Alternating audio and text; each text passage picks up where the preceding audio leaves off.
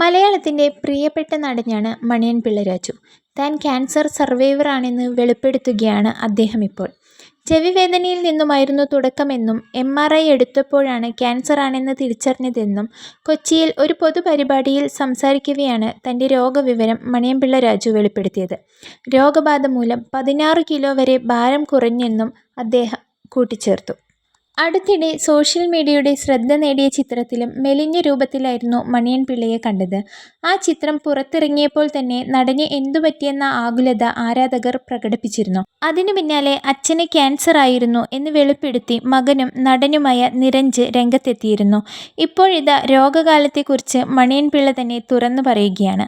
കഴിഞ്ഞ വർഷമായിരുന്നു എനിക്ക് ക്യാൻസർ വന്നത്. തുടരും സിനിമയുടെ ഷൂട്ടിംഗ് കഴിഞ്ഞ് തിരിച്ചുപോയപ്പോൾ ചെവിവേദന. അങ്ങനെ MRI എടുത്തു നോക്കിയപ്പോൾ ചെറിയ അസുഖം. തൊണ്ടയുടെ അറ്റത്ത്, നാവിൻ്റെ അടിയിൽ. 30 റേഡിയേഷനും 5 കീമോയും ചെയ്തു. സെപ്റ്റംബറിൽ ട്രീറ്റ്മെൻ്റ് എല്ലാം കഴിഞ്ഞു. മരുന്നൊന്നുമില്ല. പക്ഷേ 16 കിലോ ഭാരം കുറഞ്ഞു. വേറെ കുഴപ്പമൊന്നുമില്ല. മണിയൻ പിള്ള രാജുവിൻ്റെ വാക്കുകളിങ്ങനെ.